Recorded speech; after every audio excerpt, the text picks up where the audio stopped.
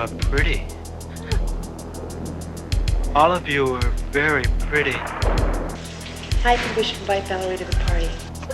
Takes a lot of love for a person to do this. How come you weren't invited to the party? I was. You know you want it. You love it. Yes. Let's think for just a moment on the horror genre in the 1980s. Where does your mind take you? For me, slasher movies were the go-to genre of the decade, specifically the early years. They were flawed, yes, and mostly pretty bad, subjectively, but at the same time, they're fun little thrill rides which deliver us on the promise of the tropes and rules one would expect from these films. They all, for the most part, follow the same formula we are all used to. You have your sex-crazed teenagers who spend their weekend fueling themselves with red cups of beer, doing drugs, and engaging on the occasional premarital sex. You want a beer? Or do you want to smoke some pot? Or we can have premarital sex. I mean, good times, am I right? All the while, there is a crazed killer on the loose, just itching to join in on the party. And in the midst of this group, there is one who does neither of these things and ends up being the one to rise up to the title of the sole survivor, the final girl. But that's not the only thing they have in common. Ever since the birth of the genre, it has faced heavy criticism of its hatred towards women and putting their bodies up front and center through the male gaze. These films hate women. These films, especially in the earlier part of the decade, are all copy and paste of each other, and there's nothing wrong with that. But what if I told you there was one which took these very tropes down to the male gaze criticism and turned it on its head, having it written and directed by women? I'm Mike Conway for JoBlo Horror, and today, my friends, we are revisiting the 1982 classic, and I stress classic, the Slumber Party Massacre.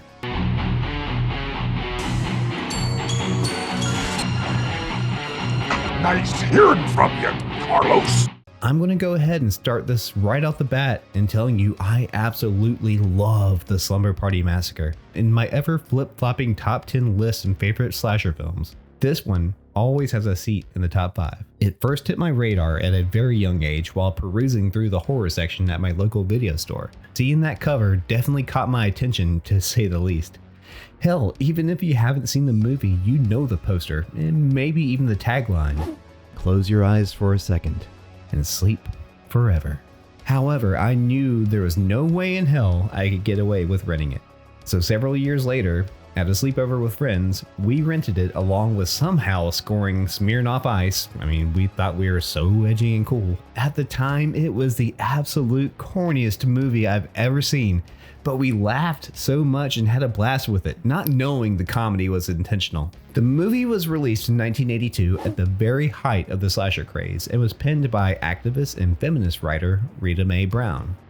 She had previously worked for Roger Corman on a film, as pretty much all of Hollywood had, and when he asked her to write a horror film, she said she had only agreed to it if she wrote it as a comedy. It then got into the hands of editor Amy Holden Jones, who took into the script's feminine take on the genre. However, she was told to play the script straight as a horror film rather than a spoof, which, in my opinion, is what makes this film so special and sets it apart from most slashers and parodies. While having a very basic plot, it's very self-aware, humorous, and dare I say suspenseful at times. Really, it has everything you want in a slasher to where you can mark off everything off your checklist. Escaped psycho killer, sex-obsessed teens, drugs, booze, gratuitous violence and nudity, and false jump scares involving a cat. Check, check, check, check, check. I mean, what more can you want? Like I said, this one offers just a little bit more. It opens up with high schooler Trish, who immediately gives the audience what they expect from a Roger Corman production by being topless.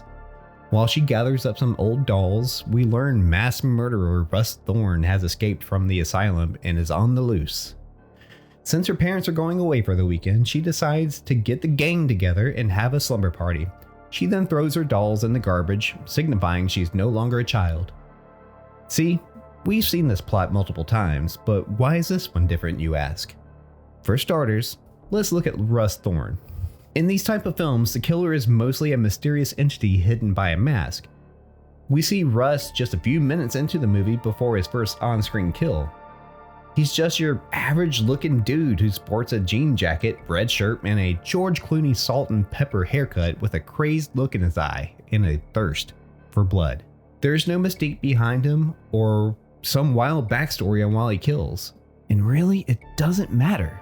We then meet the seemingly only guys who attend this high school, who don't pay attention to the telephone repair woman they were just hitting on getting drilled behind them and instead head in to watch the women's basketball practice. These two are the very embodiment of the sex-starved teen cliche that is a surprise they didn't create some peephole in the women's locker room. Instead, we the audience are subjected to playing the voyeurs as the director focuses only on the women's bodies while they shower and talk about boys and how kick-ass they are at basketball. Voyeurism has always played a big part in horror movies, and here it's amped up even more from POV shots of Russ stalking the girls, to the boys spying on them through a window, to even lingering on a nude body for an extensive amount of time. The shower scene here is played for humor, sure, but also a commentary on how women's bodies always seem to be sexualized in horror. More like Slumber Party Massacre, am I right? It's just an ass getting clean. Calm down, guys. We all have one. It is also here we meet the other members of said slumber party of said massacre. Diane is clearly the most party of the group and is also the most judging when the other girls suggest on inviting the new girl in town, Valerie. She overhears how Diane thinks she may be too prudish to partake in the festivities and leaves, even though she is literally the girl next door, having lived next to Trish. As the girls leave the basketball practice, another one, Linda, heads back into the now emptied school to get some books she had left in their locker. A prime spot for a creepy old man to prey on a high school girl with his phallic auger. While on screen there's nothing very menacing about Russ Thorne, this scene in particular involving Linda is pretty suspenseful. Obviously, we know she's not going to make that test on Monday, but there are times when it feels like she will escape by hiding and smartly wiping away blood from seeping out from the bottom of the door. Which brings me to the girls. What normally could be considered one-dimensional characters, these ladies feel fleshed out, no pun intended. When you watch their sisterhood, they honestly feel like they've been friends forever. Nothing about them feels forced or even watered down to being the bitchy plastics of high school. They just enjoy drinking, doing drugs, and talk about sex like they're just one of the guys. And speaking of just one of the guys, even though much of Brown's script was excised to appeal Roger Corman's rules in genre filmmaking, her feminist approach and gender swapping really comes through. Namely, the older women we see all have jobs which are considered primarily a male role. You have the one electrician who gets iced at the beginning, a carpenter installing a peephole, and even the basketball coach. I mean, it's something I overlooked in my earlier viewings. As night falls and Trish is waiting on her friends to arrive, her creepy ass neighbor shows up to check on her. He seems sincere, but come on. He always seems to comically show up at random times to invade on their privacy and provide false scares. I won't tell if you don't let your parents know I scared you to death. Okay? This guy. Unintentionally creeping on these barely legals or not, am I really to believe he is out on Trish's driveway at night killing snails with a meat cleaver without having any other intentions? Look, I'm not bashing the guys here. In fact, Jeff and Neil are fun characters even if they are just there for the purpose of comedic relief. They do get their shining moments when all hell is breaking loose though.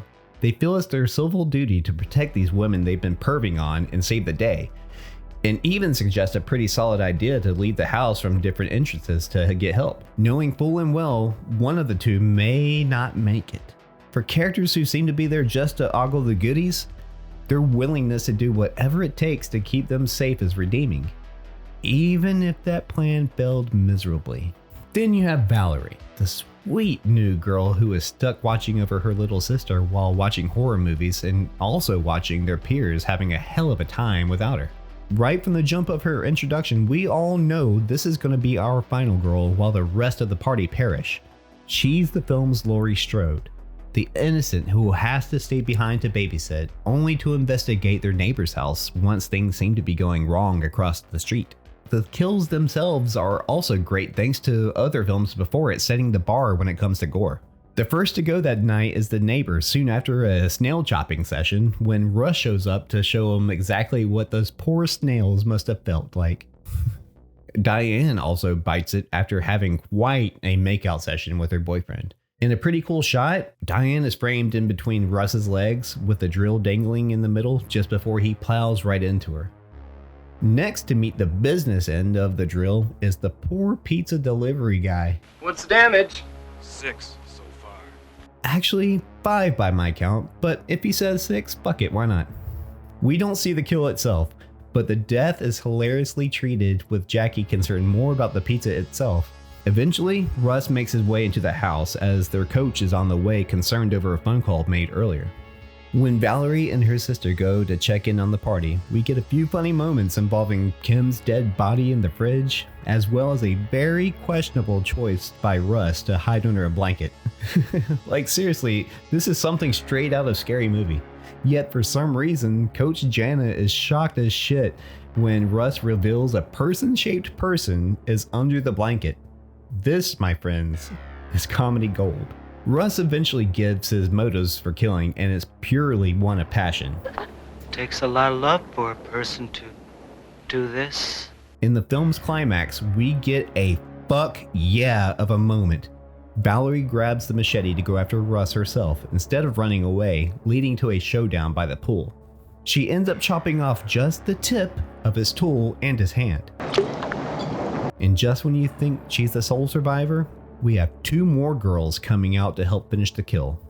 While Jones may have skewed back a bit on the script's comedic satire to play more as a standard slasher that Corman would want, it's a choice which makes its undertones even more subversive. It's not so in your face to the point of being pretentious, and is sure to please any gorehound out there who is looking only for boobs, blood, and partying. And you know what?